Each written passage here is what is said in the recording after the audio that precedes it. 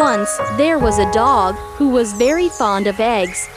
He visited the chicken coop very often and ate eggs. At last, Dog got so greedy that he would swallow the eggs whole. One day, he went to seashore. There he saw oyster.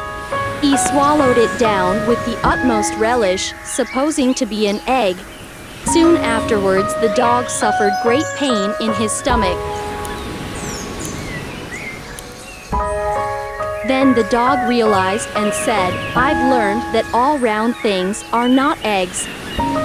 Moral: act in haste and repent at leisure.